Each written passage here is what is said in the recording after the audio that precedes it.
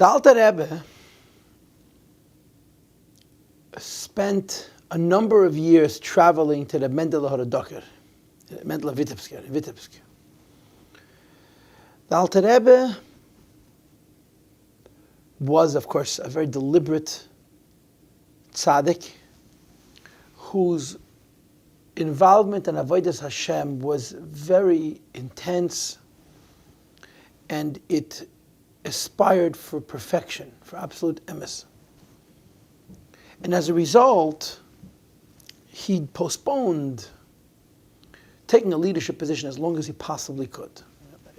He had 3 Rebbes. The Mezritcher Maggid was his Rebbe. When the Mezritcher Maggid passed away, he adopted the Maggid's son, the Heilige Malach, the holy angel, to be his Rebbe. When the Malach passed away, the Alter Rebbe traveled to the Mendele Vitebsk. According to some calculations, the period of time after the Malach passed away until the Mendele Vitebsk went to Yisrael is less than a year. But this is a fact. He would travel to Vitebsk as a chassid to a Rebbe. And the Mendele Vitebsk was a very big tzaddik, incredibly great tzaddik, also a very big Goan. And the Alter Rebbe, when he would travel to the Mendele Vitebsk, insisted on being treated like a regular fellow, like one of the guys. He would sit in the corner at the back of the table, and people, allowed him to do his thing. They didn't treat him like a half Rebbe or an assistant Rebbe or a Rebbe in waiting. They left him alone. It happened once. Alter Rebbe was in Vitebsk by his Rebbe at Mendele, and it was a Friday night, and the Chassidim had gathered at the Tish, Keminhig, Chassidishe Parsha, and they were all sitting around, and the Heilige Rebbe at Mendele was sitting at the head of the table, and the Alter Rebbe was missing. So the Mendele Vitebsk asked, where is the Alter Rebbe, or the Litvak, however he identified him. And they told him that he's still davening Ma'ariv. So the Mendele Vitebsk got up from the table, he slipped off his shoes, and he tiptoed into the shul, into the Beis Medrash, which was the next room. And he tiptoed over to the Alter Rebbe, and the Alter Rebbe was davening in great dveikus. And the Mendele commented, he came back, he listened to his davening, and he came back into the room, and he said, freut sich mit seinem Bashefer, und sein Bashefer freut sich mit ihm. He is rejoicing with his Creator, and his Creator is rejoicing with him. And he added that he doesn't want the Chassidim to treat him any differently. The Alter Rebbe should know about this incredible comment that the Mendele Vitebsk made. A human being should be defined as being in a state of such joy with God that he's celebrating God and God is celebrating him. It's an awesome compliment. And of course, the Alter Rebbe came in, he sat at the corner and was treated exactly the same. This story reveals, for lack of words, what we call a dveikus, an intimacy between the Alter Rebbe and Hashem, which is so profound, so special, that it's reciprocal, if you will. Hashem has a relationship with God that makes sense, but God has a relationship with the Alter Rebbe that's kind of interesting. And this is called, I suppose, in the language of Chassidic form, Ahava b'tanugim, a love of delight. And I'll talk about that momentarily, but I just want to tell you a couple more episodes, a couple more stories. There's a story of the Tzemach Tzedek who would sit or stand and learn Niglo all night. There's a story about a chassid who was in the Tzemach Tzedek's room. He was supposed to copy a maimer, but he didn't copy a single word because the Alter Rebbe Tzemach Tzedek stood there and learned Niglo for hours and hours and hours. And he said the Gemara and the Rashi and the Tosfos as if there was actual conversation between individual people. It was all so spelled out and so clear. And he went through each position and so forth. And after learning for hours and hours and hours and hours, Tzemach Tzedek danced. He went at Rikud. And the Chassidim explained this also to be an expression not just of the joy of the learning, but the joy of godliness. Ahava b'tanugim. And finally, there's a story with Rabbi Hillel Parachir. And Rabbi Hillel was in Lubavitch during the latter years of the Tzemach Tzedek's life. And the Tzemach Tzedek was ill. And he was unable to walk. He had difficulty time talking. And he was very unavailable. Chassidim could no longer have yechidus. His physical limitations put a limitation on the Chassidus. And here you had these young Chassidim who very much needed a healthy Rebbe, and they didn't have one. And they were lamenting, they were talking about, as some would say, the good old days. In the olden days there was siches, there were Maamorim, there were farbrengens, there was yichidus. Now the Rebbe is so limited, he cannot walk, and he's so locked away, so to speak, unavailable, and so forth. Rabbi Hillel Parashah was an incredibly great chassid. He was a tzaddik, he was an unbelievable oivid, and he was also a moedenik chassid. A makushed and very, very deeply touched by the light of Chassidus.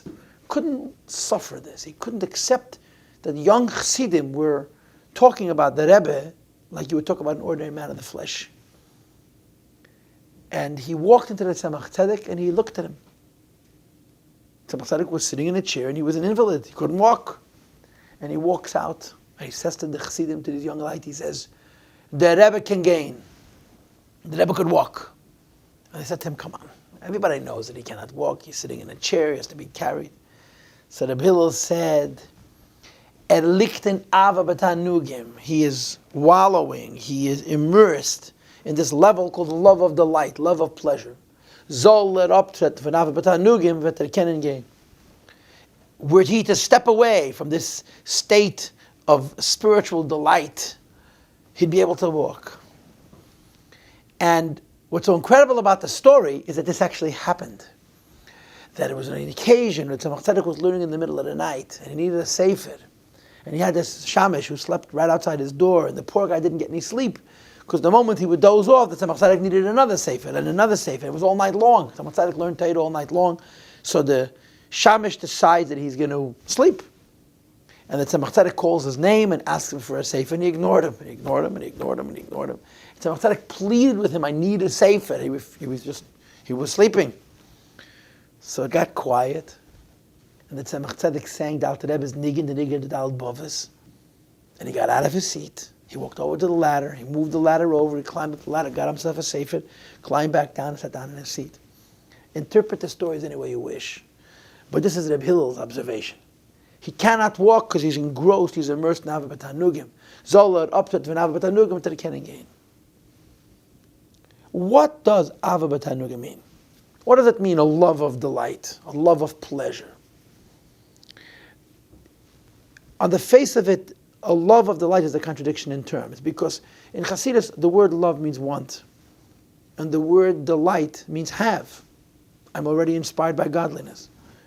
And essentially, Ava B'Tanugim means the realization, the fruition of want. I wanted, and now I have. Ahava, a pursuit that has led me to tainug, to delight, to pleasure, to experiencing an intimacy with godliness which is so enveloping, so consuming, that it becomes my identity. In Tanya, at the end of chapter 40, you have a very, very interesting little piece there, where the Alter Rebbe says the following observation. He says, normally, the nature of love is that it leaves you wanting. If you love something, you want something. Like the Tanya discusses at length. If you love God, you want God, and you have Him in Torah mitzvahs.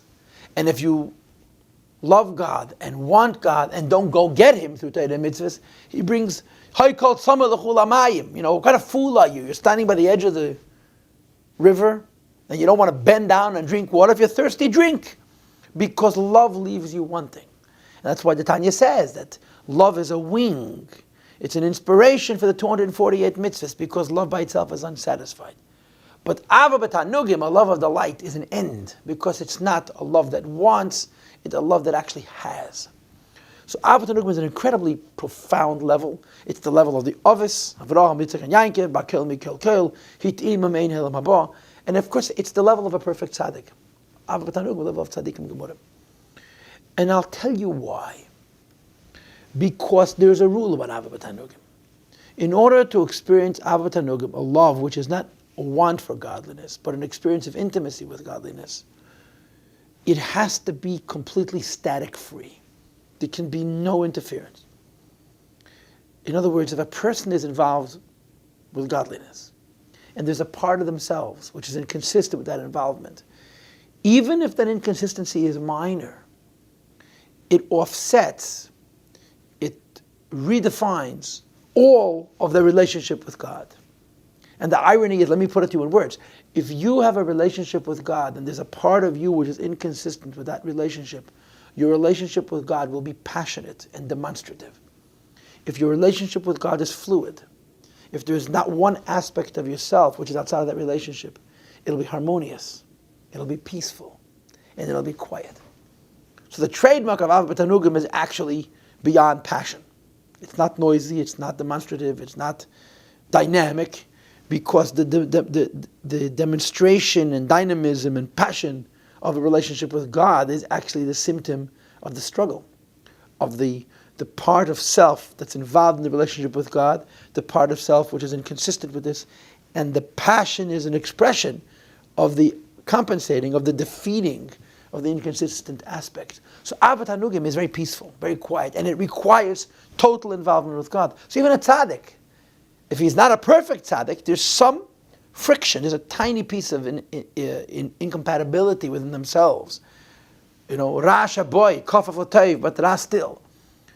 It doesn't allow for Avat Hanugim because it's going to create an interference. And interference is not going to allow you to be intimate with God. It's going to allow you to want Him very much, want Him very, very much, but not have Him.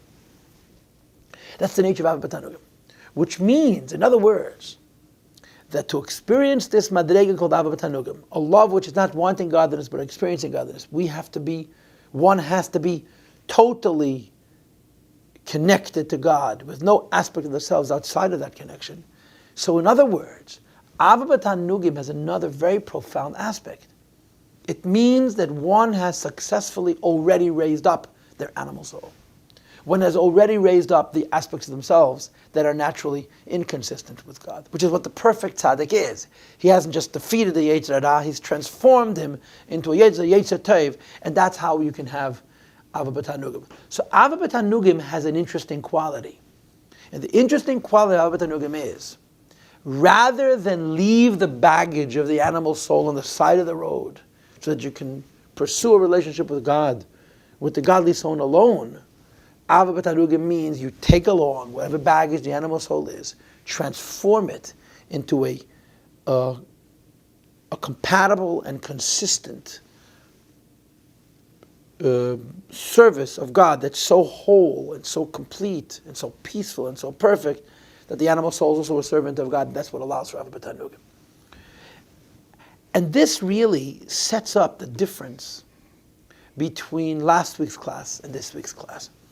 We're learning a Maamar, and we have 2 weeks to do this Maamar. And you may have noticed that last week we read, relatively speaking, a very small percentage of the text. There really is no other way, in my view, to divide this Maamar in two except the way we did it. Last week we talked about a relationship with God like a sister. This week we're going to talk about a relationship with God like a spouse. And the difference is, in this Maamar, this sister relationship is like davening, prayer. The spouse relationship, the husband-wife relationship, us being the wife and Hashem being the husband, is like Torah. And I explained to you last week that this is all really atypical. It's not the way most Maimorim would say it. And here's the logic. The logic is that when I daven, I am trying to be compassionate in my relationship with God and deposit my animal soul, get past my animal soul, so that I can daven be'emes, daven in truth. Davening in truth is revealing my being the sister of God. What makes me the sister of God? That I have a godly soul. In other words, in this Maamar, davening is about getting away from the animal soul so that the godly soul can experience its true relationship with God, which is wonderful. So when a person davens be'emes, as opposed to just davening not be'emes, sfas emes, if you're davening with truth, you're having an incredibly strong attachedness to God that's a super rational, it's higher than reasonable connection to God, but it's only the neshama. Torah, on the other hand, is Avat Hanugim, is an experience of attachment to God which is about experiencing delight, and that is only possible if you don't deposit the animal soul on the side of the road. Incorporate him into your connection to God and raise him up as well. All of you, including your baggage, has been completely reconfigured and reconstructed and made whole and perfect and compatible, and only then can you experience Avat Hanugim. So, in the brother-sister relationship, Hashem is the brother, we're the sister, it's the neshama that we're trying to get out. In the husband-wife relationship, it's not simply about getting out on neshama. It's about giving our full selves to Hashem, including our animal selves. As I explained to you last week, a husband and wife don't have a genetic relationship. They don't have a spiritual, a soul consistency. It's an official relationship. They are by design not relatives. But with will, or as this Maamar is going to describe it, with fire, with gevura that's stronger than chesed, the humanly generated connection to God can exceed the natural soul, yechida kind of relationship with God. And it raises up everything, and it allows for Abba B'Tanugim. And that's the second half of this Maamar. The second half of this Maamar is going to say that after you daven, and davening is a process, the end of that process is truth, emes. What's the emes at the end of the process of davening? That the neshama connects to God on the super-rational level. Then begins an exercise by which we elevate all of ourselves, including our animal, which allows us to have Abba B'Tanugim in our relationship with God Almighty, which is Torah, which is higher than Tefillah. This Maamar will repeatedly make reference to a Maamar Chazal. It's a Gemara. It's quoted in Tanya chapter 40. Ashrei misha bo lekan v'talmud b'yadih. Fortunate is one who comes here and his Talmud is in his hand. And this Maamar is going to say, Ashrei misha bo lekan. Fortunately, is one who comes here means davening. I've brought my soul into godliness. V'talmud b'yadih. I brought my Torah with me, meaning to say, not my scholarship, my birur of the ungodly aspects of myself. I have completely transformed them into godly aspects of myself. So the ungodly has also become godly, and therefore, not only am I balakan, has my neshama reached a connection to God, but Talmud b'yada, my animal soul, is a part of that relationship, which allows for the madrega of Abba B'Tanugim. That's what this Maamar is going to discuss. And the Maamar is going to begin by discussing the relationship between a husband and a wife. And of course, what separates a wife from a sister is a very simple thing. A wife has a job to feed her husband, to be fond of him, to nourish him, and to sustain him, as opposed to a sister, where the relationship is just love. And the Maamar is going to begin with this position, with this perspective that argues, if we're the wife of God, somehow we have to complete Him, which is a funny kind of concept. How do we complete God? How do we add something to God? And of course the answer is, we complete God by giving ourselves to Him.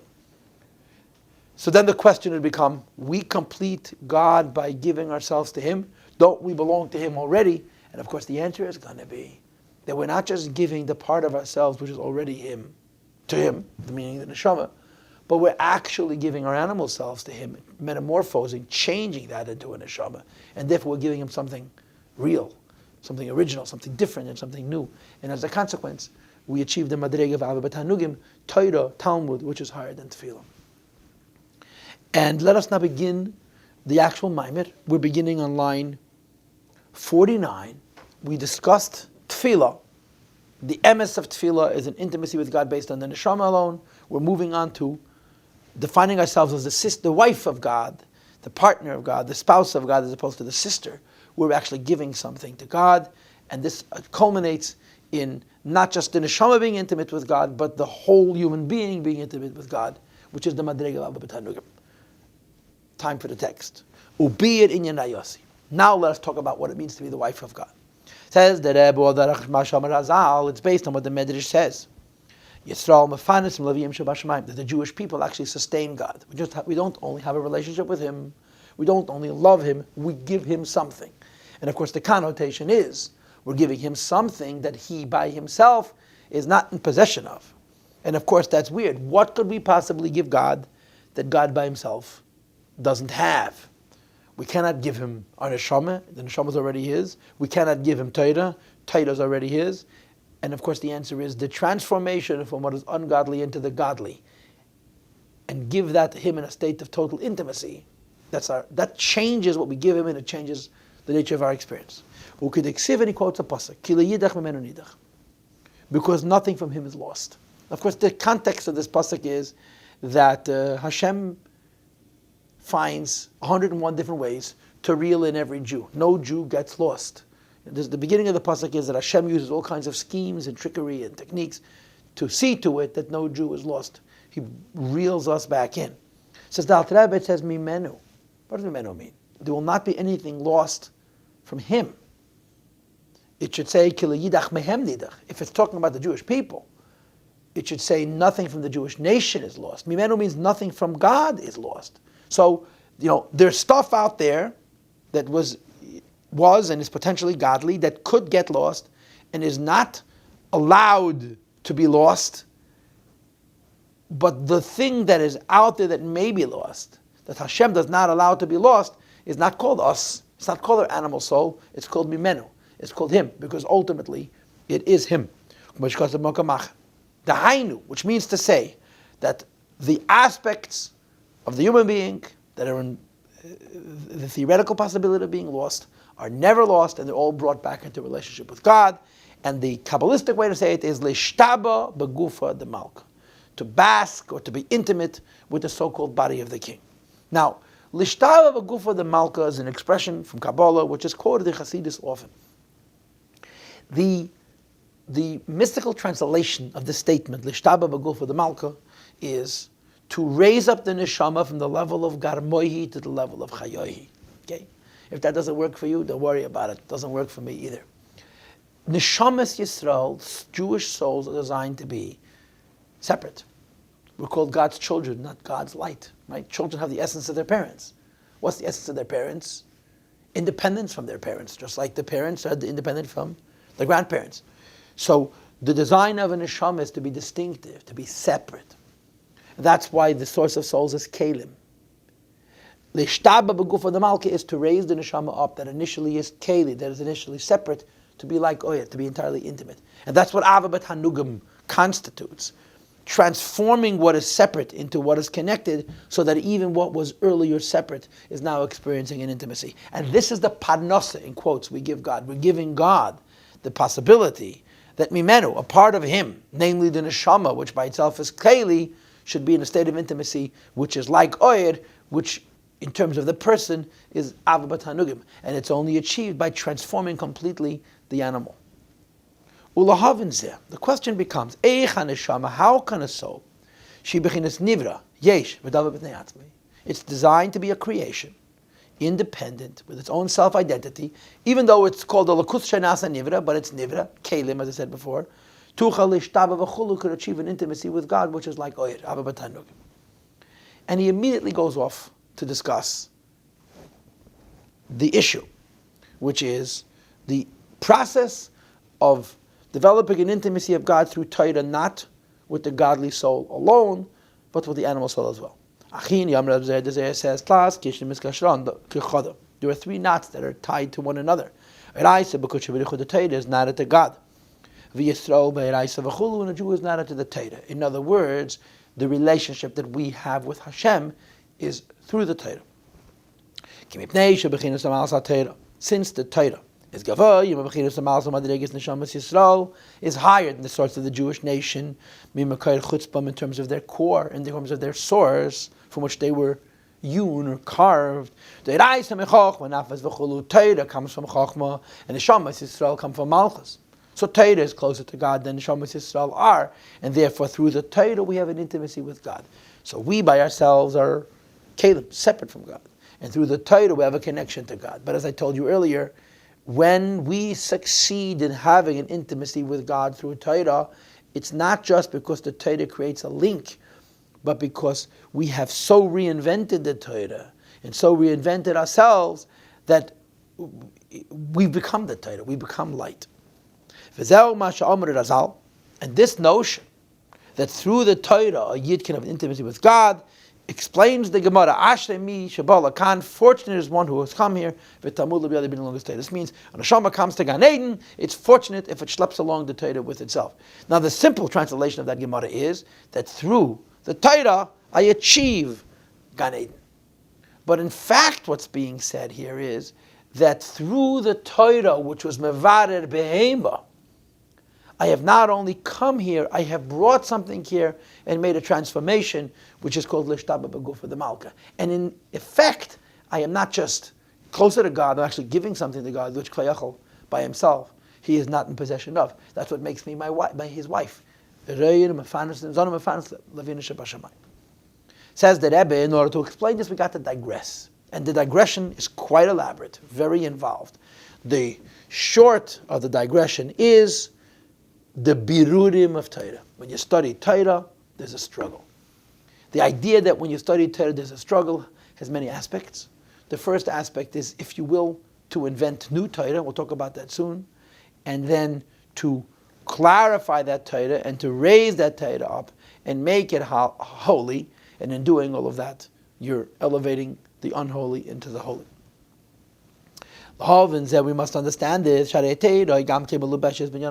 Torah we study is like us, deals with physical things in the physical world. Like tzitzis, tefillin, and sukkah. There's also business matters in the Torah which deal with not necessarily honest people. All kinds of complaints at Reuven, Tein Kach, Shimon. Reuven says this and Shimon says this. And of course also there's lies and there's deceptions, this Mali L'Shakir, and we have to figure out who's telling the truth, and so forth and so on. How could the Torah we study, which deals with, amongst other things, incredibly down-to-earth things, as well as inexactitudes, things which are based on falsehoods and deception and evil, the Torah that addresses such issues is so close to God that it raises us up, that we should be intimate with God, and through some kind of a process, we're enhancing that Torah as well. How do you explain the Torah that we study in the physical world having such an effect? And he answers the question. The answer that he gives is that the Torah in this world is the lowest Torah. And that's good. Because the Torah in this world is the lowest level of Torah, only in this world is there room for inventiveness, for creativity, to add new things to Torah. Precisely because in this world, the Torah is, so to speak, stripped down to the skeleton of what it was in essence, what it is in terms of its light. What remains allows for creativity and giving back to God, which is the issue at hand. Says the Rebbe, line 57, the Pasuk says, L'chu lachmo balach. Go and dine on my bread. Just as physical bread. On which man lives. It sustains his body. And of course, how does food sustain a person? It becomes one with you. You eat food, and if you're only healthy, you break it down. You become the food becomes you. The same is true of the Torah. It's called nourishment and life. Into the spiritual soul. It also must become incorporated into the soul, into the limbs of one's soul, v'shava kibsore mamish, and it becomes like the metaphysical flesh of the human being. In other words, I learned the Torah in such a way where the Torah changes me, and I change the Torah. And that change is a change in the Torah and a change in me, and it's my gift to godliness. And as a result, hanefesh tashav alavaya, the soul which by itself is only kelim, can return to havaya, meaning eid, lishtava v'gufa the malka, to be intimate with godliness. This is a description of the soul starts out distinct, and through the struggle of the soul with the Torah, the soul is transformed as being much more closely attached to God by first reattaching the Torah to God. The Torah, which is naturally godly, is reattached to God through the Yid's efforts. And the difference, of course, is we're reattaching the Torah, which by itself is cumbersome and entangled and stuck in Gashmias. And that transformation, that birur, so to speak, raises the Torah that God gave us up to a level higher than it was by itself. And in effect, it raises us up as well, that we should be in a state of intimacy with Hashem, called Lishtaba V'Gufa the Malka, or alternatively, Ava B'Tanugim. Lias Nivla B'Gufa the Malka Mamish. Just as we ingest the Torah, become one with the Torah, we become one with HaKadosh Baruch Hu. U'K'may Shekasav, as described by the Pasuk, Achalti Yari Yim Difshi V'Goymen. These are the key words, I think, in clarifying the whole Maamar. I eat Yari, means the forest with the honey. Now, there's many interpretations for this, but essentially, there's two ways to get honey. You can get honey from honeybees, and you can get honey from sugarcane. When you extract honey from sugarcane, the sugarcane is garbage. It's just cane. It's pieces of wood. It's trees. Yari means the forest of sugarcane, which is being consumed with the honey. In other words, you're not only extracting the sweet and the positive from the yar, from the cane, you're eating the cane itself. And of course, what this means in spiritual terms, you have a godly soul and an animal soul. Eating only the honey would mean to attach to Hashem with the neshama alone. That in this Maamar is a sister-brother relationship or a davening relationship. It says the pasuk, the bad is eaten with the good, which means to say the bad has to be transformed into good, which is an incredible, an unusual kind of an effort and an achievement, and that's the basis for Ava B'Tanugim. If you're going to have Ava B'Tanugim, there must be Yariyim Difshi. The not good must be transformed into good, be consumed along with the good, so then there's no static, there's no interference, nothing is left behind, and it allows for Lishtaba B'Gufa de Malka, or in other words, Ava B'Tanugim. This idea of eating, dining on Hashem's bread, Metchila Lachmu. First, it should be our bread. Shia lechem. It should be for us. Lechem umazin. Torah should be nourishment. Livla be'evrei nafshechem. We should become one with the Torah that we study. And of course, becoming one with the Torah that we study requires inventing the Torah, processing the Torah, refining the Torah, and becoming one with the Torah. And then as a consequence, we in the Torah we've learned, then become one with godliness. Lishtaba v'gufa de malka. So now begins a discussion on the process of how we create Torah and process Torah for ourselves. And after we create and process Torah for ourselves, we then create and process ourselves and our Torah and give it to God, which is Ava B'Tanugim, or L'Shtava B'Gufa de Malka. And again, this is only possible because we're raising up the yar with the dvash, the forest with the honey, the cane with the honey, and so forth, as I said before. Now, he's going to describe the process of us inventing Torah by giving you a dissertation, a discourse on agriculture. You plant, it grows, you process it, you harvest it, you grind it, you knead it, and you bake it. All of these processes are going to be represented in the study, the invention and transformation of Torah that exists in the physical world. The key that you have to understand here is there is no new Torah in the higher realms. There's only new Torah in this world, and I'll tell you why. Because in order to create new Torah, it's like creating new fruit. How do you create a new fruit? By planting a seed. But only a seed. You can't plant the fruit. If you plant a peach is not going to grow. If you plant a fruit, the pit, the seed of a peach tree will grow. Why? Why? Whatever the biological explanations for it is, but the mystical explanation is, in order to create something new, you have to reduce the fruit to its absolute essence. In other words, to its bare minimum. Because anything more than that becomes an existence of value, of importance. And so long as there's existence and a value of importance, it's not about to break down to create space for something new. In other words, a fruit is sweet, it's tasty, it's wonderful. The value of a fruit precludes the possibility of saying, let's get past me to have another one. A pit or a seed is not tasty, it's not useful. And it is those deficiencies that allow that pit to say, you know what, forget about me, let's make a new one. So rule number one is if you are going to create new fruit, you have to begin with something that's prepared to forfeit itself altogether. And only the seed is so diminished an earlier form of the earlier fruit to allow for the possibility of a new fruit to form. And of course, the corollary of that of mysticism is when you are filled with richness of the light of Torah, that richness precludes the possibility of creating new Torah.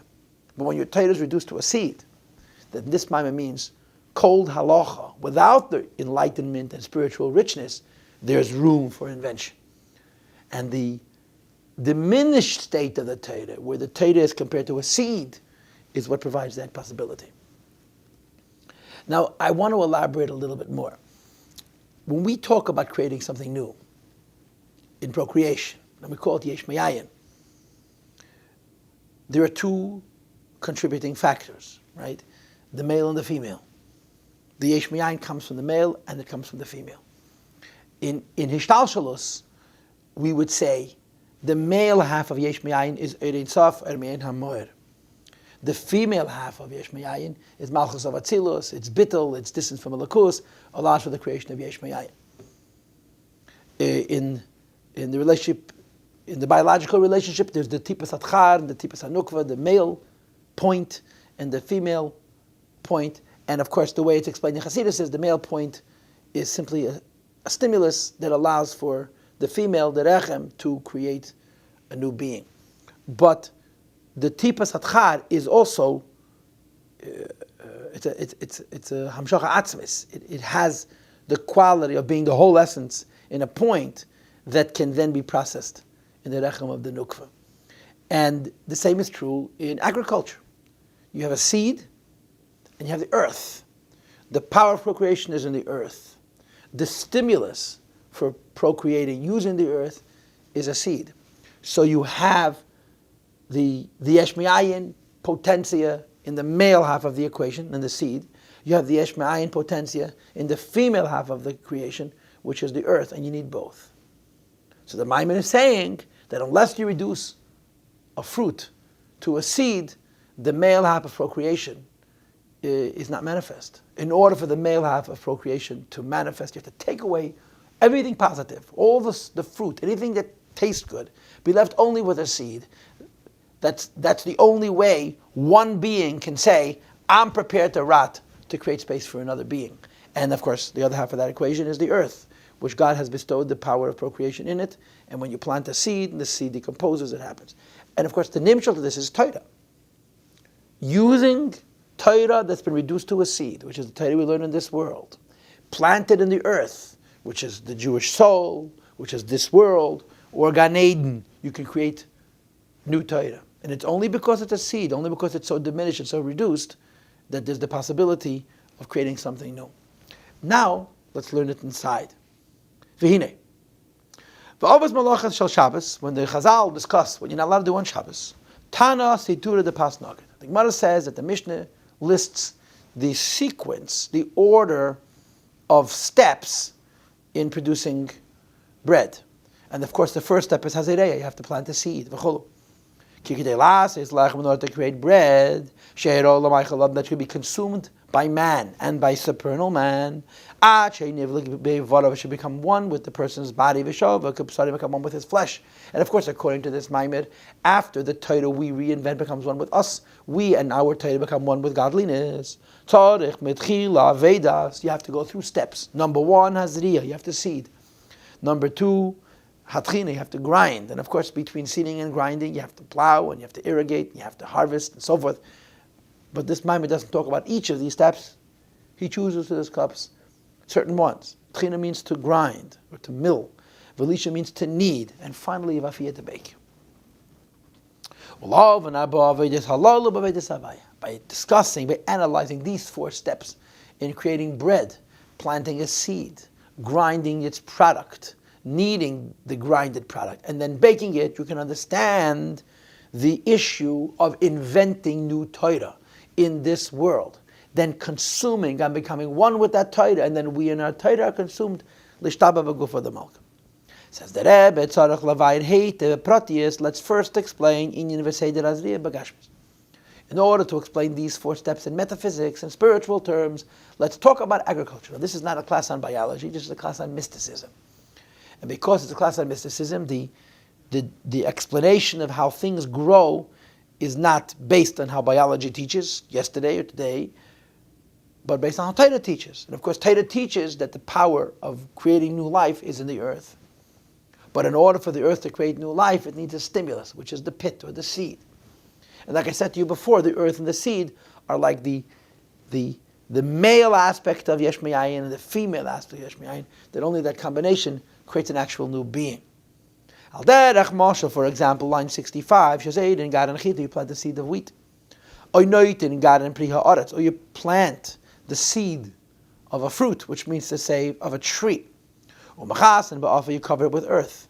V'agad in Ahu, and this seed, which to start with wasn't very much, is Nir Kavanifsad, it rots and decomposes, it deteriorates, and the procreative possibility which lies within the earth, Matzmiachitza, will sprout forth a wheat, or a fruit, and of course, Ke'ein Hagarin Hanizra Yanatu Abaratz. What's going to grow is going to mirror what you planted.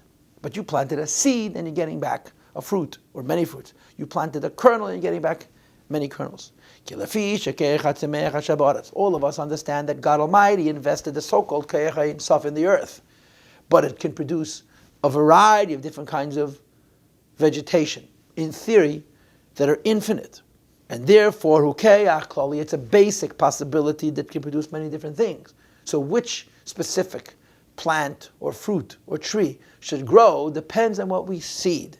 So Zayd and Agaran, who we plant that particular seed, to act as a stimulus, as an initiative, to this broad possibility of procreation, to bring forward ke'ach prati, a specific kind of a fruit, or a cereal, or a grain, and so forth, which is consistent with the seed that was planted. And of course the logic is, since that seed is also biological matter, initially also grew, and therefore it too has a relationship with the process by which things are reborn and recreated and grow anew, but in the seed it's behelim, it's dormant and it's hidden. Moreover, in the seed, the value of this living thing is not very well represented. Elishin is gash. It's been made physical. Moreover, who say it's been compromised in its quality. All that you have is a seed. If you planted peach pits and all that grew was pits, you wouldn't bother planting them because you can't eat them. So the part that you're actually planting is such a reduced version of the original that its positives are gone. And this Maamar argues that that's the only way something new is going to happen. Because if the positives are still here, the fruit is going to say, I'm a peach. Why should I sacrifice my peachhood to create a new peach or a new peach tree? But when introduced to a pit, it says, what do I got to lose? There's very little of me to start with. I'm going to plant myself in the earth, decompose, rot, cease to be me. Something new can be created. So it's only on the very lowest level, because of the deficiencies, that the possibility for renewal can occur. And of course, this is all a mashal for Torah. Still, it retains some association to its initial connection to the spiritual possibility of procreation, of producing life. And the firach has a consequence. When this seed rots and decomposes, its potential for creating new life, which was hidden in the seed, now merges with the potential to produce new life that exists in the earth to produce actual new life in a particular form. It's bittling itself to the possibility of creating new life, which is basic, that the earth possesses. And this particular seed's fusing its power of creating life with the earth's much greater power of creating life, fuse in such a way that the earth is now inclined to produce life in a way that reflects the seed whose life has merged with the life within the earth. And what grows is like the seed. And of course, the purpose is you invest one seed, you get many seeds. You invest one kernel, you get many kernels, and so forth. Similarly, it produces also fruit. Of all kinds of wonderful tastes, and colors, and smells, as the fruit which was originally around the seed which we plant. Again, for example, if you plant apple seeds, apples will grow. If you plant grapes, grapes will grow. Okay, and so forth. And although when you look at the seed or the pit, you don't see all that. You don't see flavor, and you don't see smell, and you don't see color. It's in effect just a piece of, carbon, organic matter with little, richness, beauty, taste, smell, and so forth. It belongs to the family, has a relationship with the original fruit. It has in its potential hidden and concealed all possibilities for taste, color, and smell in that fruit. It's very reduced. It's so reduced, you don't see on the surface any taste or smell. Argues the Alter Rebbe Ulazais, and this is the very reason why the seed is Yachal Hu is capable to bring forth the power within the seed of creating new life, which would then merge with the power of creating life within the earth to produce new life. To produce this fruit. B'chol your name and all of their richness, b'taimom, u'berechom, u'b'maram, and their taste, smell, and color. Shalhem b'lishum hester v'tzimtzim klal, without any containment and concealment. And the point that you must understand, that it isn't that even a seed produces life, but only a seed produces life. Because the seed is so reduced, it's prepared to give itself away for something new. Continues the Rabbi on line 78 and says, let's talk about Torah. If you're in Gan Eden, and you study Torah with incredible enlightenment and richness, you're not going to bury your Torah to create new Torah. You're going to enjoy it. But you're studying Torah in this world, and what you have is cold law. The richness is concealed from you. You're prepared to invest in that law, or to invest that law, or analyze that law in a way which will allow you to create new Torah. The details of the analog brought before can now be correlated to our relationship with God, and specifically our study of Torah. Torah is God's wisdom and will. And of course, we know God is one with His wisdom. Now, in as much as God is one with His wisdom, there's nothing to invent. God invented it already. Continues the Rebbe, and he says, into the various contractions and chain reactions. From step to step, line 80 now. Torah continues to descend. It has manifest, and been made material, in physical things. Relatively speaking, relative to the fruit of Torah, as we would understand it, in the spiritual realms, it's the seed of the Torah, which is all we have in the physical world. Hazera, a pri of the seed of the fruit. That initially came from the power of creating life, or creating Torah. That possibility is infinite, or formless. Tache is the statement that God said when creating the world. That's the source of creating vegetation.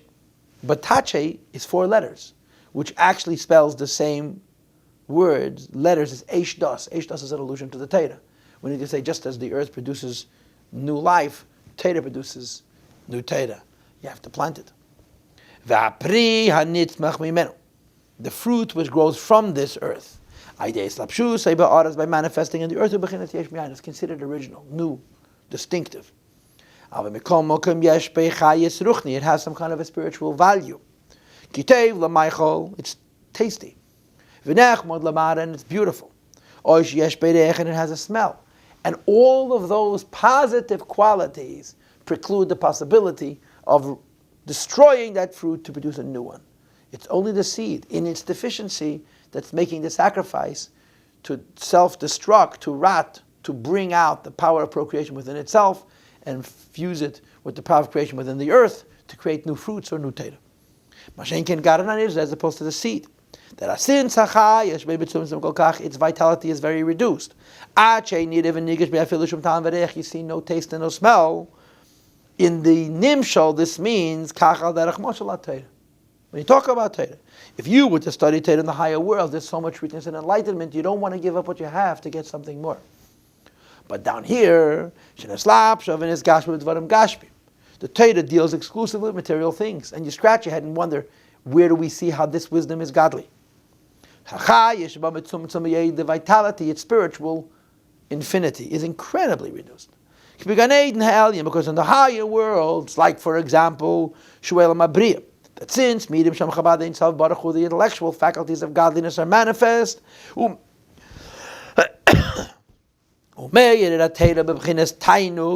level of understanding and experiencing the richness of Torah is a delight. Understanding intellectual ideas that are one with the delight of godliness. At the same time, since it's bechinas hasaga, it's a level of understanding.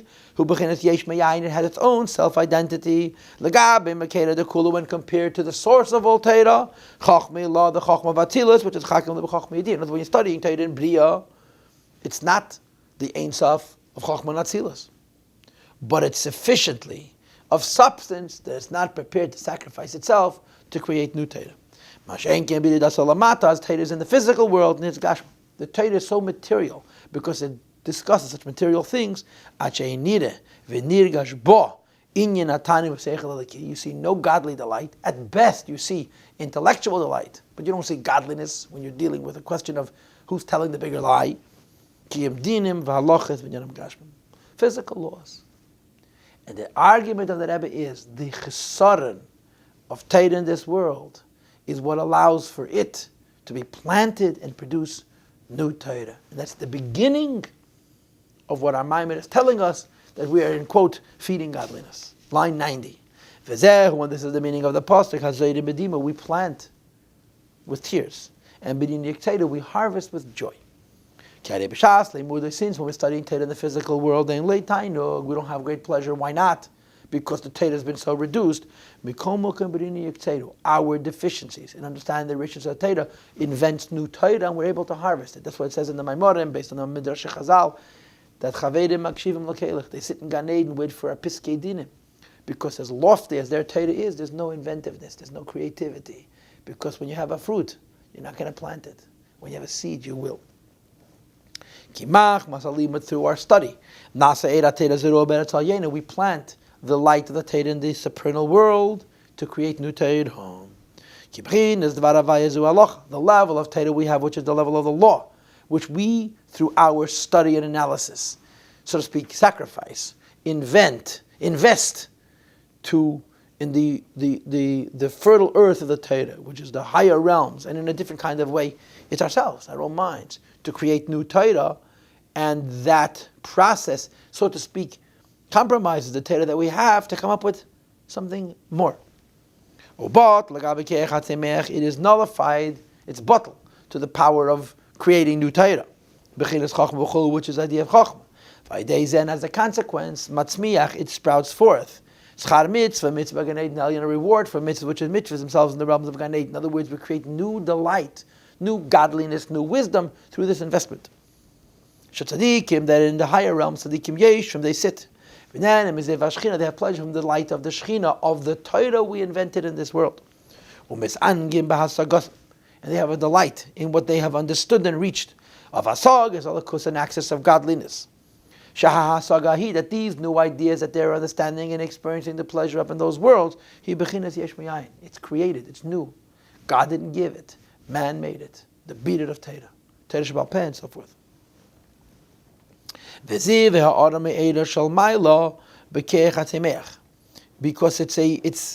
it's a newly invented Torah produced by the so-called fertile earth of Torah in the higher worlds.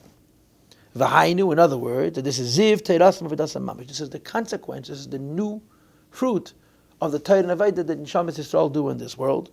Shehu, which is kemei lamashal, like the idea of keich hatzemech shematzmiach kein agana v'cholu. The earth is going to produce based on what we plant. Similarly, but the investment that we make in learning Torah and being mechadash new halachas gives us a reward of new Torah in this world and the Maila. But the laws, as we understand them down here, are the stimulus. It's the stimulus or the initiative that the Jew plans, which is in the law, to produce new fruit, so to speak, new Torah in the higher worlds. So, point number one is, just as in the case of agriculture, it's only the seed which is going to plant and rot and fuse with the earth. Only the study of Torah in this world, which is compared to a seed, can be planted and produce new Torah, new delight, which is another requirement. The seed must rot. Line 96, Dr. Rabbi Vihine. When you plant a physical seed, and the seed will not germinate and grow until the initial one rots, and decomposes. Lose its self-identity, and fuse with the earth and its potential for procreation, and become one. Similarly, yes, nefesh adam, it happens in the human soul. That when we study the Torah, we're planting a seed. What is the significance of that seed rotting? that when we study Torah, there's a humility in that study. To be bottled in its form, be dedicated to the mitzvahs to the point of total sacrifice. And only this combination, studying halachas, with our bittul, is planting a seed and helping it rot. And as a consequence, it takes root and becomes one with and germinates in the higher earth. Which is the level of Malchus of Atzilus, and if I may add, in our own neshamas. And through this sacrifice and bittul, that says in the pasuk, we give God our spirit, which is an act of submission and bittul. And as a result, there is a taking root, and a fusing of a Torah we learn in this world, in the higher earth. Like the unity of the potential for life within the seed, and the potential for life which is in the physical earth. So, learning Torah in this world is compared to planting a seed. Learning Torah with the correct bittul is like helping that seed rot, which is the basis for the creation of new Torah. Line 101. And this teaches us a very practical lesson. That's how we must study Torah. We should study Torah in a way which is humble and initiates a reciprocity from on high. Be careful not to make what is secondary primary. The hainu, this means in other words, don't learn Torah for a nigla alone. You should not define the Torah entirely. It's understood through a physical form alone. Like the Gemara says about Rabbi Yochanan ben Zakkai, nigla Torah avoyas abaye v'rov is called davar katan. It's small. And Ma'aseh Bereshis is called davar gadol. If we define the entire Torah by its nigla, we're not allowing ourselves to access the creativity of the Ein Sof of Torah because we've made this Torah so small. If a person says, all I have is nigla the Torah, I feel the Torah ain't has no connection to the Torah at all. One must apply oneself to the idea that hidden behind this physical form is godliness, and my access to it is through my humility. To its source and root. L'mayla on high, which is bechinas chachmei law. And to analyze and study and want to understand the truth of God's wisdom. Because the very physical law that I am studying, Hidvar Havaya, is the word of God. And his wisdom, and his will, which are hidden behind it.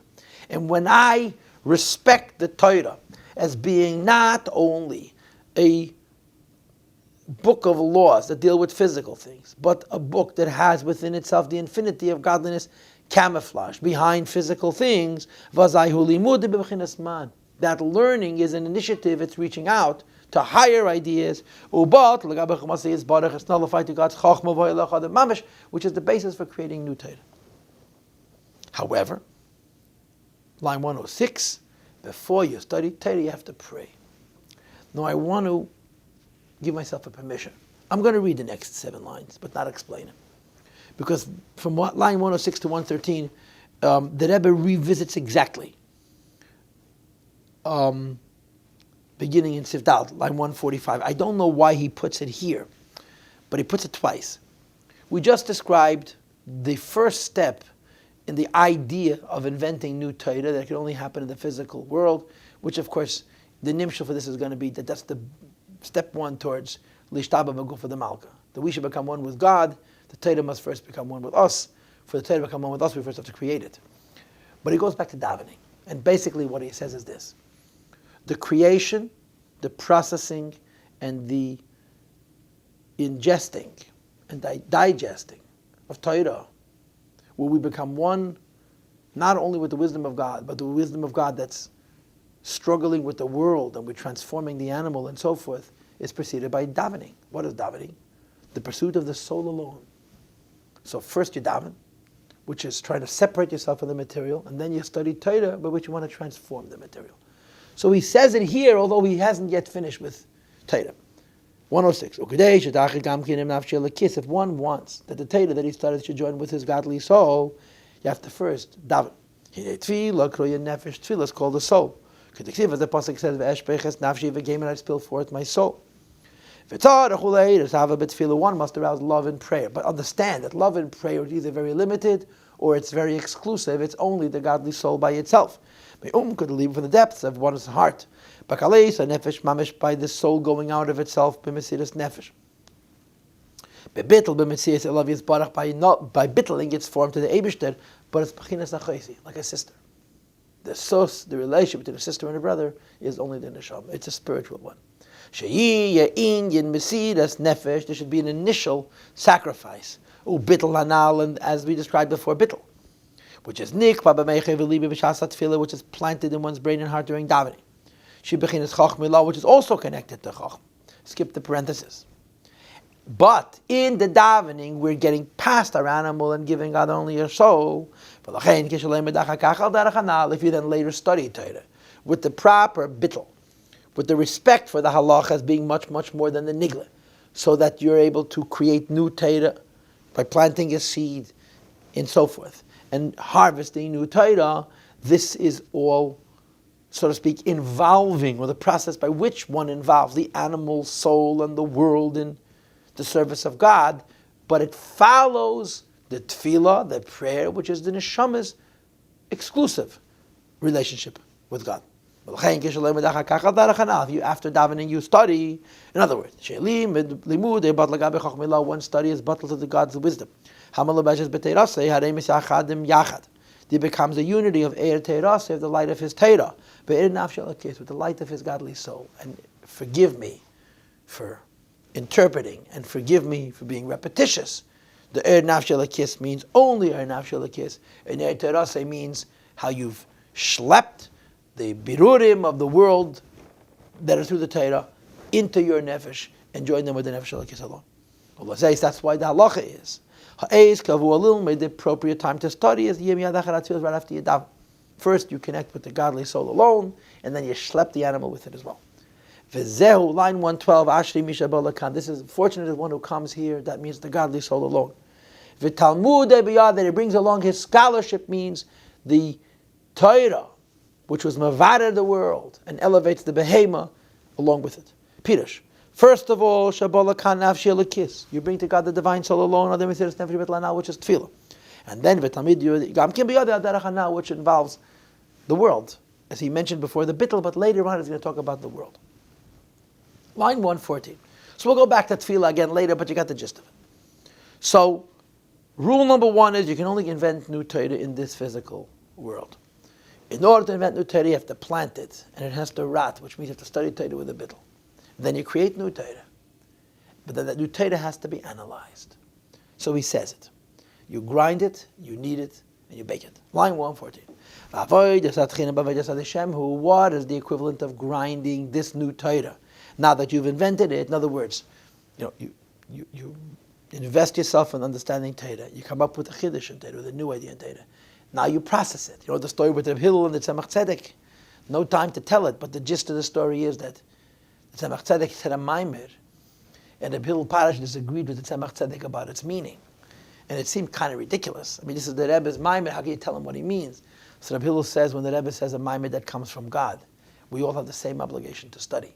So I can disagree. We discussed before how you create new Torah through planting a seed and having it grow. Now you're digesting that new Torah. It's a separate process. And each one digests it their own way. And part of that digestion is to grind it. That after you've created the new Torah, you have to study that also with a brokenheartedness. One of the translations of the word v'nitka, which means to be crushed, also connotes to grind. To crush in a crusher. The same is true of grinding or milling. You grind and you crumble. You make it into tiny little pieces, the initial wheat. It becomes like flour. Like it says by the potatoes, you have to grind it finely. Regarding study of Torah, it says the word gorsa nafshi. Gorsa nafshi, my soul learns, my soul chews. It crushes and grinds. And in Talmudic language, we find the allusion of the word girsa or grisa associated with grinding. So, when you plant and it grows, you've created new Torah. Now you're processing the new Torah that you've created so you can become one with it. So first you grind it. Then you knead it. How do you knead flour? You add water. To take these little tiny pieces of flour and make them into a piece. To become one body, and one dough. And of course, the nimshal is, after you have invented the new Torah and you have broken it down, you have to unify it. Listen to this idea. What does it mean to add water to flour? It means to add love to the Torah. Torah is such a big struggle. Adding the water is the joy of studying Torah. You have to arouse love. The dovka beit to become attached to the Eibishter Yisbarach. To be drawn to him like water. Not to have separation.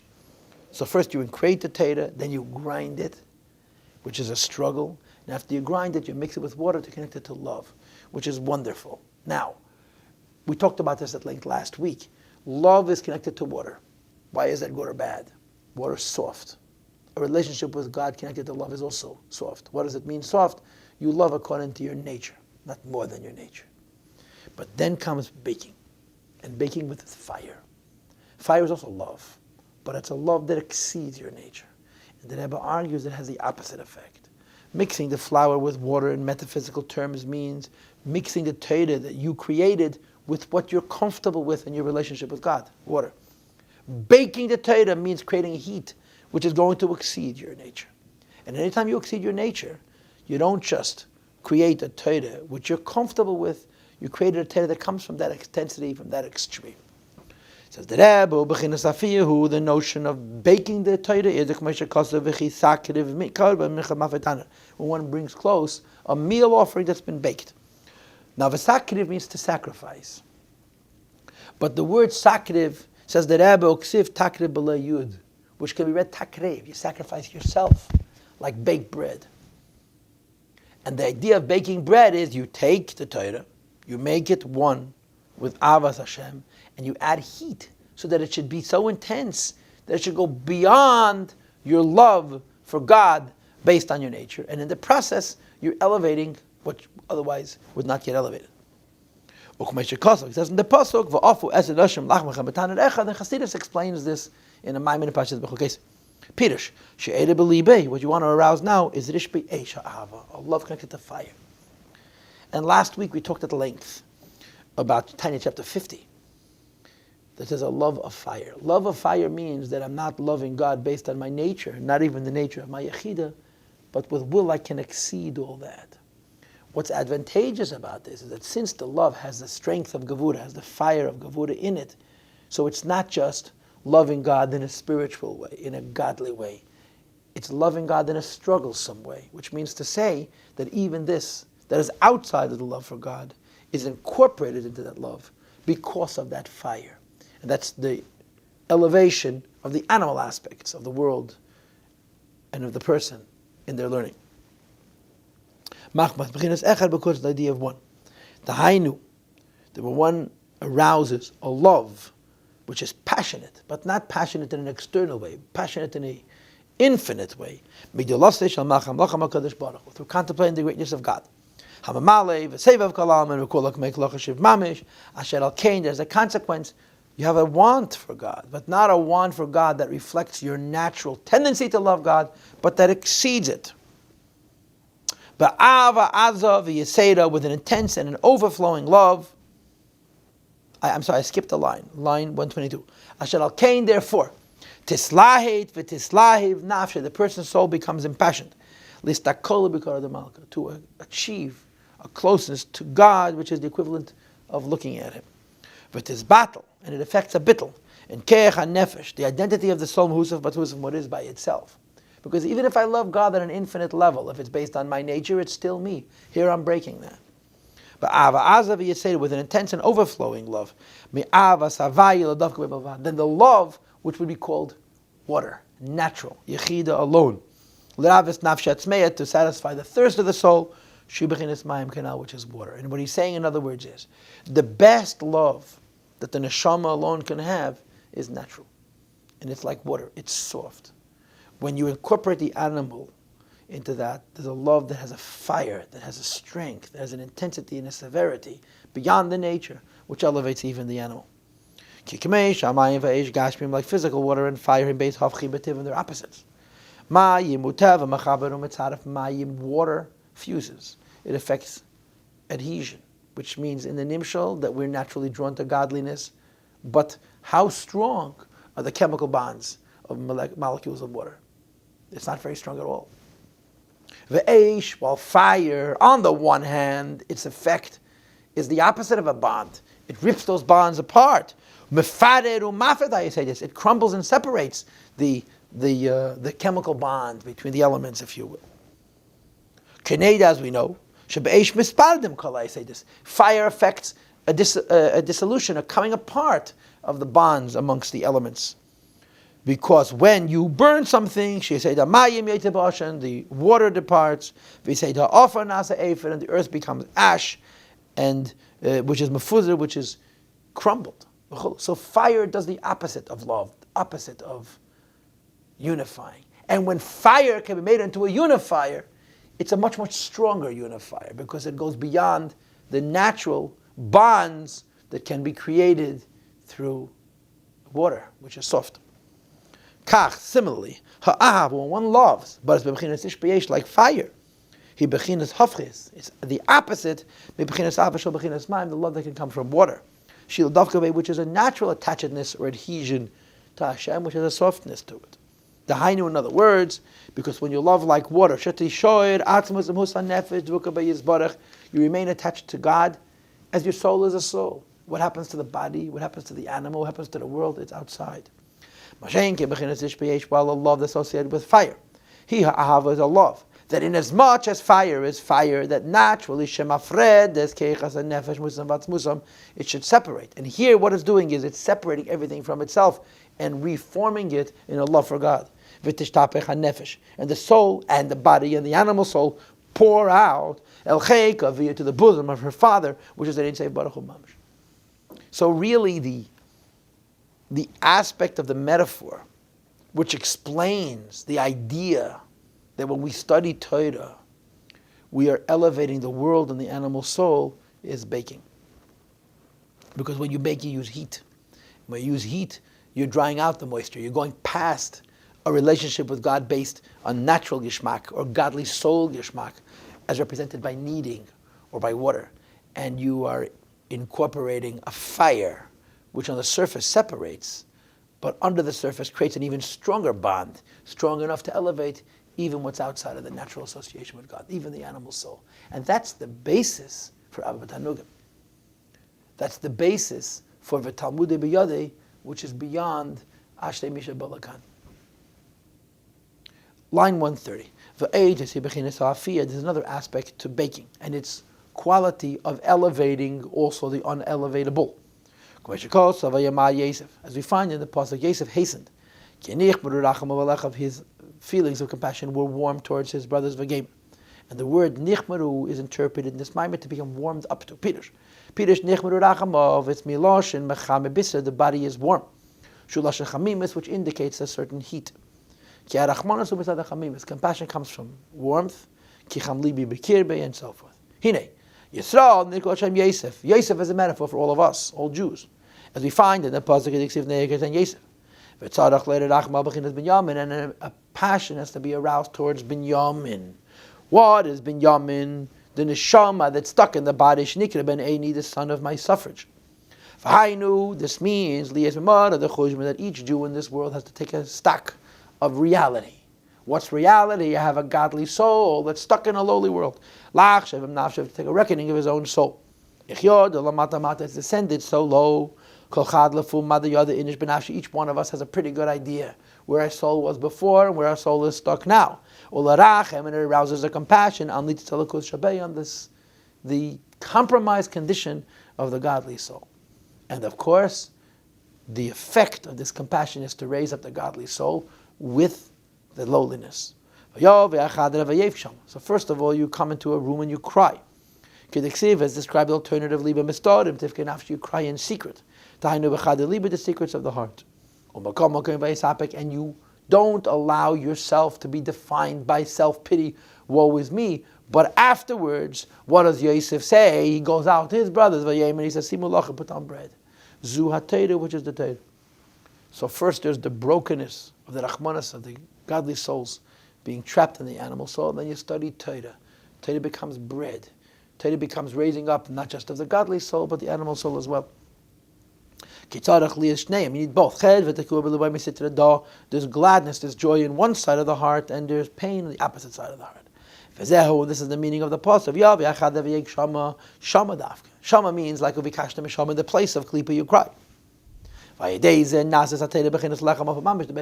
becomes like bread which is baked, which can be consumed. And the malka become one with the person, and then become one with godliness. By first, become one with the person, and so forth. And again, the emphasis here is that you're not just elevating what is elevatable, you're elevating what should not be elevated. The animal soul, and that allows for us to, so to speak, feed God. We're not just giving him his Torah, we're giving him something more. And this affects that we should raise ourselves from the level of Gamoy to Chayahi, from the Lishtava Begufa the Malka, in other words, the Madrega of Betanugim, which is predicated on the idea of Achalta Yadiyim Difshi. V'zehu. And he repeats again, this is the idea of Ashrei Mishabalakan V'tamudi B'yadeh. The Neshama comes into this world, brings along his Torah, means the elevated animal soul. Pirush Talmud, the Torah that he learned, and the world he elevated in that learning becomes one with his soul. If you don't bake bread, Hanal, you can't eat it. You can't consume the Torah, it's not going to sustain you. Only when the bread is baked. In other words, when the bread includes heat, the transformation of the animal soul, will give life to the person, becomes one with him. If it's not baked, it's water. Water is love, but it's love only of the godly soul. It can't be broken down to the intestines. The bread sits in the stomach. It's not processed. What this means spiritually is that if the bread is not baked, if there is no heat, the Torah that one learns doesn't become one with us. I love God, I love Torah, but the way my Torah changes the world never joins with me. Huda is distinctive. Where the person is separate by himself. They don't join. And of course, line 145, before one studies, the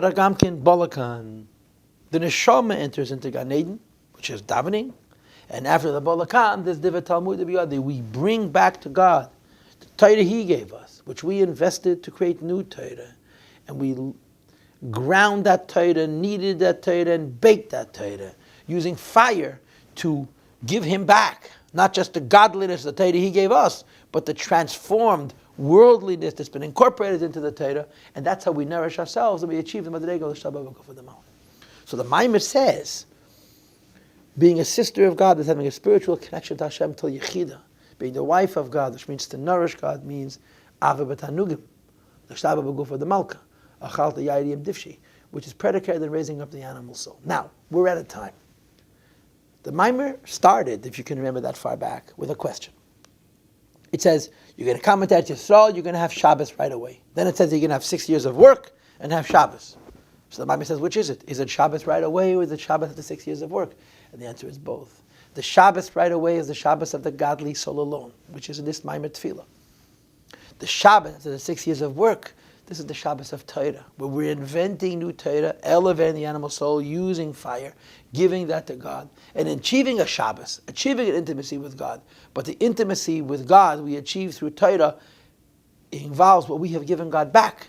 And as a result, we achieve the Madrega l'Shtabah v'Gufa the Malka, the Madrega l'Amabatanuk.